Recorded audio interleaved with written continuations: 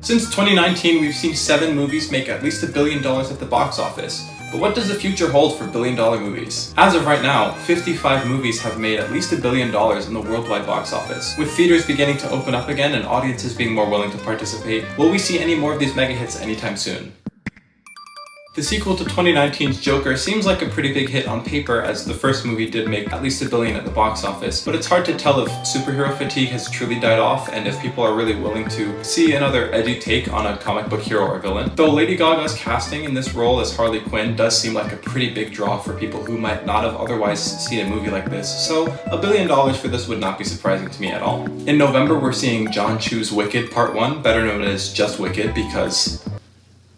And I do think that while musicals tend to underperform at the box office, especially lately, Wicked is a bit of an exception, seeing as it is one of the biggest Broadway musicals of all time, and it's just very culturally relevant to the point that I feel like a lot of people will be willing to shell out some money and go to the theaters to see it, especially if they've never seen the Broadway original. Only 5 days later, we'll be seeing the release of Moana 2, which might be a little bit of a sleeper hit, but when you look at the streaming numbers, Moana has consistently been one of Disney's best performing movies on their own platform, and Inside Out 2's success this summer proves that people are still willing to see Disney movies in theaters so long as they look good and they last long enough. Closing out the year in December, we'll have Mufasa, directed by Barry Jenkins of Moonlight fame. It's pretty obvious that while Disney live-action remakes are starting to become less popular, this one's kind of an exception in that it's an original story and it's attached to what is arguably Disney's biggest film of all time. So for a movie like this to underperform, that would be a pretty big shock.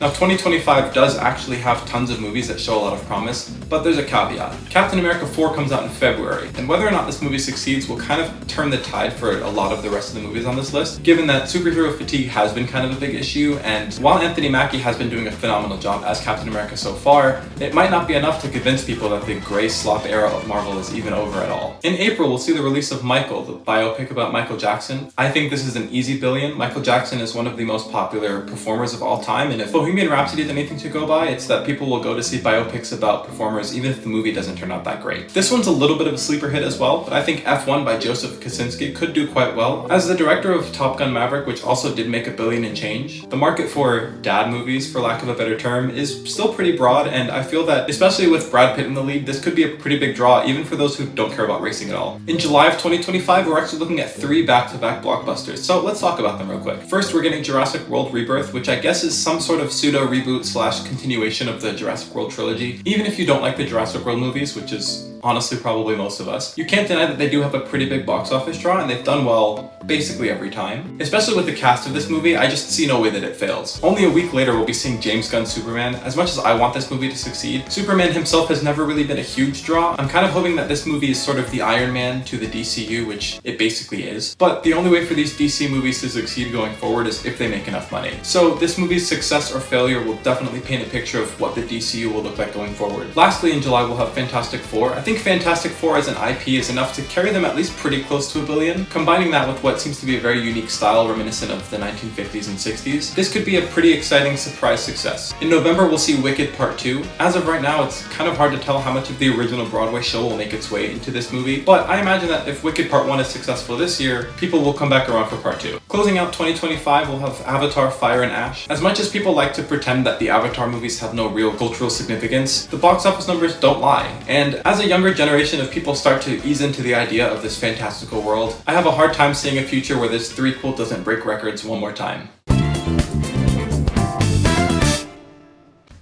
While we still have a pretty light release schedule for 2026 as of right now, there are still a couple of movies that are worth bringing up. The first of which being the sequel to the Super Mario movie. Quality aside, Mario is one of the most iconic pop culture characters of all time, so a sequel movie doing well just feels right. In May, we'll be seeing the 5th Avengers movie. It's really hard to tell what this movie will even be at this stage, but Robert Downey Jr. is in it, so that's $1 billion. At some point in the year, we're scheduled to get the 11th and final Fast and Furious movie. Though 9 and 10 were plagued by COVID, 7 and 8 did really well, so I have no trouble imagining 11 being a pretty hearty send-off to these characters. Lastly, for this year, we have Toy Story 5. Again, it's really hard to tell what this movie will even be about, but 3 and 4 made a lot of money, and so did Inside Out 2, so there's no way that this doesn't succeed. And who knows, maybe we'll get another hit or two like Avatar or Top Gun Maverick down the line that proves that a movie doesn't have to be attached to a brand to succeed. So the question still stands.